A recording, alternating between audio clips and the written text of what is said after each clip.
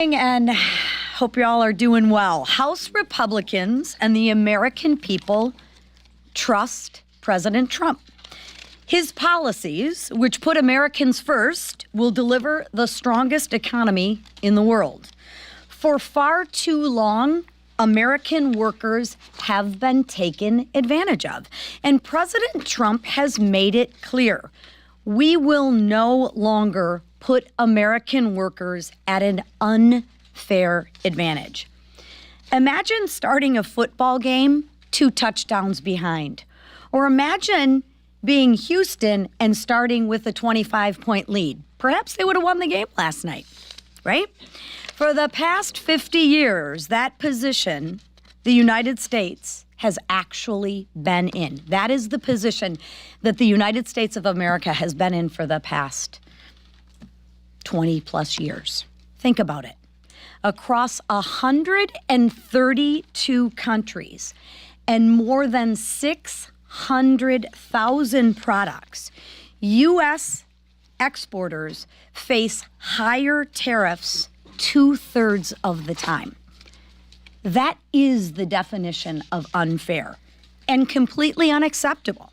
Remember, the goal is to level the playing field, and the president is already bringing our trade partners to the table. Look at Vietnam and Japan.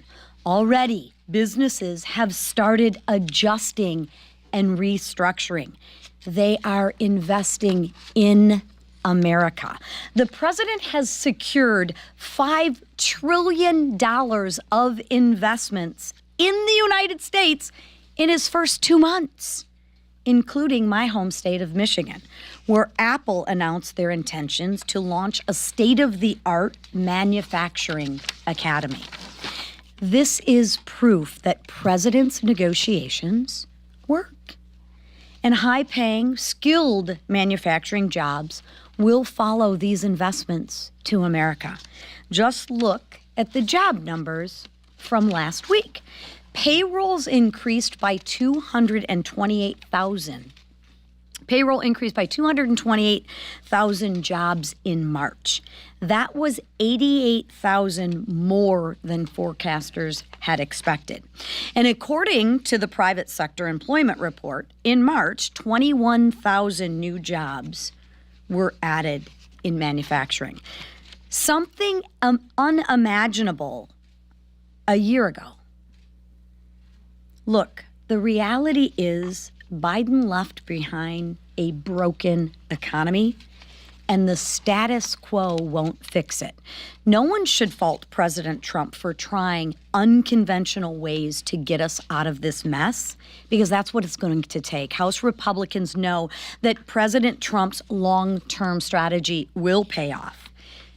Now, changing gears and moving on to this week in our work to advance President Trump's agenda, Americans expect us to do our job. This week, we need to pass the SAVE Act and secure our elections. Stop rogue judges from stalling President Trump and the American people's agenda. Reverse Biden's disastrous policies and advance our one big beautiful bill, which will help get our economy back on track again and give our markets some certainty. And we said this from the get-go. There may be growing pains, but House Republicans are unified behind our common goal to deliver on the mandate that the American people gave us. And now I will turn it over to the man who will help do that, which is our whip, Tom Emmer. How about that, Alex Ovechkin? Oh, wrong group. Sorry. President Trump's multi-pronged economic strategy to renew the American dream demands congressional action. The stakes are high. House Republicans must work in tandem with President Trump to deliver the agenda that 77 million Americans sent here to enact. This includes renewing President Trump's successful tax policy in order to give Americans the financial certainty and prosperity they deserve. In addition to the administration's historic actions to secure nearly $5 trillion in investments and trade commitments, and a massive deregulation campaign. House Republicans must also ensure the continuance of the 2017 Trump tax cuts through reconciliation. We're excited, by the way, to host U.S. Treasury Secretary Bessent later today for a roundtable to address the importance and urgency of getting this done. Remember, the Senate version of the budget resolution does not prevent the House from achieving the goals we set for ourselves earlier in this process. In fact, it doesn't mean a thing to the House. We will continue to advocate for the final reconciliation bill to include historic spending reductions while protecting essential programs. But we must act now to bring the process to moving the America First agenda on track. The American people are hungry for economic prosperity. They were denied for 4 long years under Joe Biden and Kamala Harris. Together, the Republican trifecta can deliver that prosperity and return hope of financial freedom to every American. The work ahead will not be easy, but we will get it done. Failure in Congress could mean failing President Trump and the American people, and that is not an option. With that, I turn it over to our leader, Mr. Scalise. Thank you, Whip. This is a really important week, not just in the House, but for the ability for Congress to join with President Trump and deliver on that agenda that we all ran on. We all know what President Trump said at his rallies, talking about getting America back on track, securing the border, locking in tax rates, no tax on tips, producing more energy in America, getting rules and regulations under control. All of those things are in this one big, beautiful bill that we have been focused on for more than a year in the House. But President Trump's not the only one that ran on all of those objectives. We did too. House Republicans ran on those same things. We need to follow through now and get the job done. And nobody said it would be easy. It wasn't easy to get the budget passed a few weeks ago. Some, in fact, not necessarily saying anybody in this room, but some said the bill might not pass.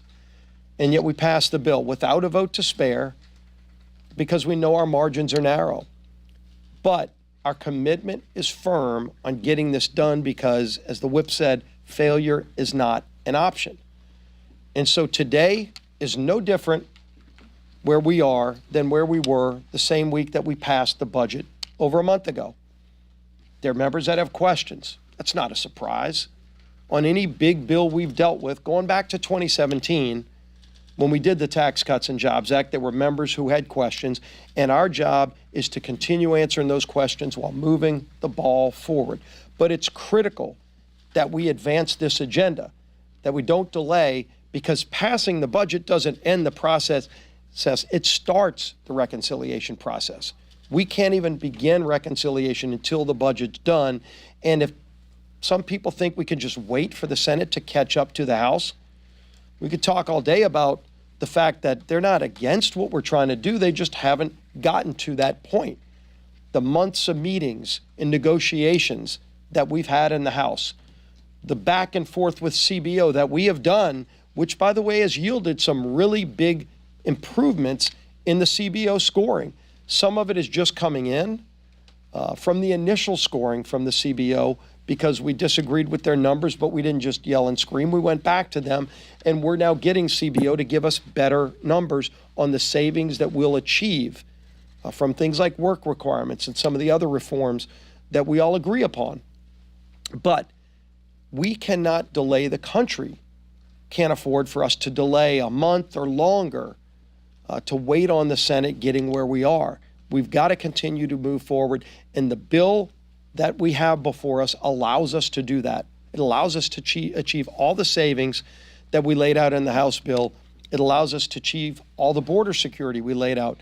It allows us to achieve all the things we want to do to stabilize the tax code. But think about this, because people are watching the markets, and that's understandable. There is trillions of dollars on the sidelines, and I've heard this from so many people in different industries all across the country, trillions of dollars that are not looking at tariffs, that are looking to see what Congress does on the tax code. And they're not going to make those investments until they see a stabilized tax code that doesn't expire at the end of this year, but in fact gets renewed for 10 years, ideally permanently. to lock in tax rates so you don't have a massive tax hike on the country. And we need to remove that uncertainty. The president can't do that. Congress needs to do that, House and Senate combined. So the president is all in. You saw his Truth Social post yesterday. We're all in as well. And yes, members will continue to raise questions. We're going to continue working through that process, but we can't stop the advancement of our agenda. Democrats don't want this economy to turn around, but we do. We ran on it. We're committed to it. And our leader in that effort is our Speaker, Mike Johnson. Thank you. Rarely do I get to raise the podium level, but I'm going to take great pleasure in doing that. Thank you. Whatever I Yes, can do to yes, help. that's right. It was too low for me. Everybody note that for the record. Hey, good morning. Glad to have you all here. It's a very, very busy week on Capitol Hill, as you know. We had a great boost of excitement in the Republican conference meeting this morning. We welcomed our 2 new members from Florida. We were delighted to win those seats handily, and so Congressman Jimmy Patronis and Randy Fine join us. We got them on their committees, and they are joining the team. That team is going to be very busy, as you heard, the recount of sort of what we're going to be working on over the next few days here. Between now and Thursday, the House is going to pass some really important legislation. We'll ensure that only American citizens decide American elections, as you heard. We're going to prevent activist judges from issuing these unconstitutional nationwide injunctions and legislating from the bench, which has become a real problem. And we're going to roll back 2 burdensome Biden-era CFPB rules. This is all common sense issues, and they're things that make sense to the American people. Let me talk about the SAVE Act very briefly. You've heard some about this already. Polling shows that nearly 90% of the American people believe that proof of citizenship should be required to vote. There are few issues in American politics that enjoy that level of bipartisan support. This should pass with a massive bipartisan margin, but watch, it won't. The Democrats are contorting themselves into a pretzel trying to justify some sort of vote against this. Last year they argued we were too close to a federal election to make voting changes. And then they said that non-citizens don't actually vote. And then they said the SAVE Act will somehow result in voter suppression. All that was total nonsense. Now they're claiming that the SAVE Act disenfranchises married women who change their last names. I mean, it's absurd. What they're trying to do is protect the ability of non-citizens to participate in our elections. Plain and simple, that's what this is about. And we know it's a crisis because the last administration, as we all well know, opened the border wide, and we had, by some counts, 20 million illegal aliens come into the country, right? There's no mechanism in federal law in current law that requires states to prove citizenship. So even though it is currently against the law, only U.S. citizens should decide U.S. elections, there's no way to make sure that's actually happening. So the SAVE Act is so critically important. It follows common sense, and the American people are with us. The Democrats, I predict, will not be, and they're going to have to answer for that. Let me talk about reconciliation. You heard a lot about this. This is the mechanism that we have to advance the Trump agenda in a big way and deliver results to the American people, all those who voted for these big changes. And this week, we're working in the House to advance the Senate's amendment to our budget resolution, as you know. Just to recount this, we've been working on this for over a year. We started this process well before most of the people in this room agreed with us that we would have this moment of unified government where we would have Republican majorities in the House and Senate, and of course the White House as well. And so we started that process. I want to make 4 important points about the Senate's amendment to our House resolution. Number 1, the budget resolution is not the law. Okay, all this does is it allows us to continue the process, begin drafting the actual legislation that really counts, and that's the one big beautiful bill. Number 2, the Senate amendment makes no changes to the reconciliation instructions that we put into the budget resolution. So our objectives remain intact. Number 3, any final reconciliation bill has to include historic spending reductions that we included in our resolution, while also safeguarding essential programs. And you've heard a commitment from us over and over that will happen, and the president has said it himself over and over as well. The 4th point is that reconciliation will be a collaborative process between the House and Senate. You're going to see the Republican Party in both chambers working together as one team. I know that's a rare occasion and people don't really know what that looks like, but we're actually going to do it this time. The House is not going to participate in an us versus them charade. We won't do it. To secure and accomplish our mission, we got to be working together and rowing in the same direction. And I'm fiercely committed to doing that, and so is Leader Thune and our members on both sides. Passing this amendment just allows us to get off the sidelines and get on the field and start this game. It's the kickoff, so to speak, with one of my football metaphors, and we got to get this done.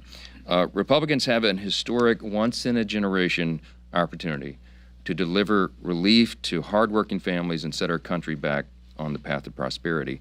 The American people desperately need us to take this action, and we will. As we wrote in a letter to our conference this weekend, time really is of the essence. There's a lot of pressure points that are outside of our control but are forcing this action. We're months away from the X-date on the debt limit. The border security resources are being diminished. Markets are unsettled, and the largest tax increase in American history is set to hit families and businesses at the end of this year if we do not act. And for all those reasons, we have no luxury of complacency, and we really don't have time to dither on this thing. So we'll be moving that forward, and you'll see that action this week. Okay, with that, I'll take a few questions. What we got? Question on two tax proposals that are being talked about in the White House. Just want to get your official comment on them. One, a 40% millionaire surtax is still being talked about over there. What's your opinion on that? And the second is an export tax credit to help those who are facing, such as in China, retaliatory tariffs. What are your thoughts on those? Well, look, I'm not going to comment on specific proposals because there's hundreds of them on the table right now, and I don't want to put my thumb on the scale. I mean, generally, we're trying to reduce taxes around here, so that's a general principle. But we'll have to see. We've got a lot of great ideas. The formulation that we'll try to work on and complete over the coming weeks, the next several weeks, few weeks, I hope, maybe several weeks, is to get to the point of consensus on all of those different factors and finding the level that will not only, as I said, reduce spending and change the debt trajectory for the country, but also protect our essential programs. And I'm convinced that we can do both. So, yes, sir. You mentioned resources for border security. In yesterday's Supreme Court ruling on the Alien Enemies Act, the justices unanimously reaffirmed migrants' rights to a hearing before removal. Should Congress allocate additional funding to the judiciary to address a possible backlog of cases and to ensure potential deportees get due process? Well, due process is an important principle, and of course we support that, and we have to give Customs and Border Patrol agents and everybody involved in the process the resources they need to get the job done. It does require additional resources because we have so many people to process because the last administration opened the border wide, and it's a serious crisis. And I think that was top of mind for most of the people who voted in this last election. We don't know what the specifics are yet. We do applaud the ruling for the Supreme Court. The most important principle that came out of that is that they said that you can't go venue shopping for this. They're going to return that back to the court in Texas where it belonged, and I think that's a very important step. The reason that we're passing the No Rogue Rulings Act this week is because we're concerned about this, what really is a constitutional crisis. And you've heard the stats, but I think it's 62% or 64% of all the injunctions, national injunctions that are issued against a president or against Donald J. Trump over the last several decades, and 90% of those or something were issued by judges that were appointed to the federal bench by Democrat presidents. I mean, it just looks on its face to be a serious issue, and Congress has to address it. And so Congressman Darrell Iss's bill is a really good measure to take some control in that area, and we're looking forward to that development. Yeah, front row. Mr. Speaker, I wanted to ask you, it's been 3 months since the wildfires in Los Angeles. I know Governor Newsom sent your office a letter asking for additional funding. Have you been able to review that letter? Can you tell us a little bit about where those discussions stand on that funding? Well, look, the California wildfires is something that it's a request for supplemental emergency spending, and all of this is kind of wrapped together in all of the deliberations we're making right now. Reconciliation is the most immediate and urgent thing on our plate, but we can walk and chew gum at the same time. I'll tell you that there's some internal discussion about it, but it hasn't advanced yet, but stay tuned on that. So, Last question. second row, yes, sir. HHS Secretary Robert Kennedy has now put in a call to the CDC to stop putting fluoride in drinking water. I want to get your thoughts on that, as health advisors have constantly said that they advise against that. Yeah, it's an interesting issue. I don't profess to be an expert in chemistry. I do constitutional law primarily, but I'll tell you that I think it deserves, from what I've read and from what I understand, it deserves real evaluation. There's there's a concern that it may be having a negative effect on the health of children, and obviously we have an obligation at the federal government level to look into that. So I'm as interested as you are. I don't have the answers, but I think it's one that the question has been begged and it needs to be addressed. So thank you. Thank you.